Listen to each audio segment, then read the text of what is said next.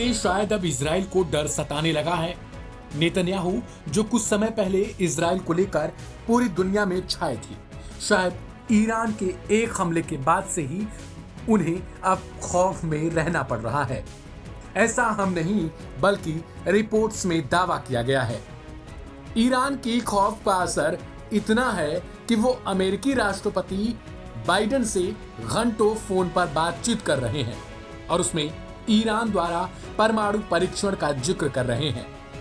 दरअसल खबरों का बाजार गर्म है कि ईरान में हाल ही में भूकंप आया था, लेकिन कई जगह पर यह कहा गया कि यह कोई भूकंप नहीं था, बल्कि ईरान द्वारा किया गया परमाणु परीक्षण है जो गुप्त तौर पर किया गया। ईरान रूस के साथ मिलकर अब ताकतवर नजर आने लगा है। रूस ने खुले तौर पर ईरान को समर्थन दिया है।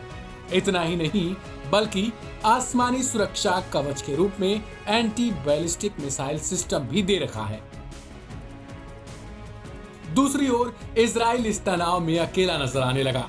इधर पूरी दुनिया में किसी भी देश को भनक तक नहीं लगी कि ईरान ने परमाणु परीक्षण की तैयारी कब की और परमाणु परीक्षण भी कब कर लिया। लेकिन अब इन रिपोर्ट्स में दावा किया जा रहा है कि इस परमाणु परीक्षण में अगर किसी ने ईरान की मदद की है तो वो रूस है। अभी तक इजराइल जो हमले की धमकी दे रहा था वो अब ईरान को लेकर शांत नजर आ रहा है। ईरानी हमले के कुल 13 दिन बीत चुके हैं, लेकिन अभी तक ना नेतन्याहू की तरफ से कोई बयान दिया गया, ना ही ईरान पर कोई पलटवार कार्रवाई हो पाई। रिपोर्ट्स में इस बात का जिक्र है कि अमेरिकी राष्ट्रपति जो बाइडेन और इजराइल के पीएम बेंजामिन नेतन्याहू के बीच फोन पर घंटों बातचीत हुई है।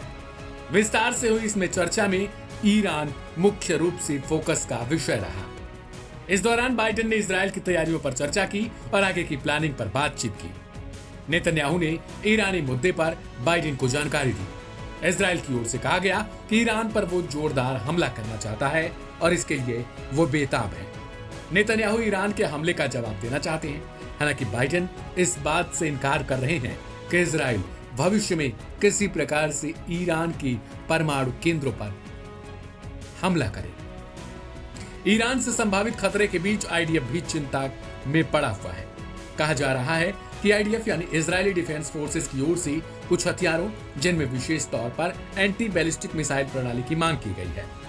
कुछ रिपोर्ट्स में इस बात का जिक्र है कि यूएस की ओर से बताया गया कि अमेरिकी रक्षा प्रणाली को केवल यूएस के प्रशिक्षित सैन्यकर्मी ही इस्तेमाल कर सकते हैं। अब यहाँ दिलचस्प बात यह है कि ईरान पर क्या इजराइल किसी भी संभावित खतरे को दिख पा रहा है?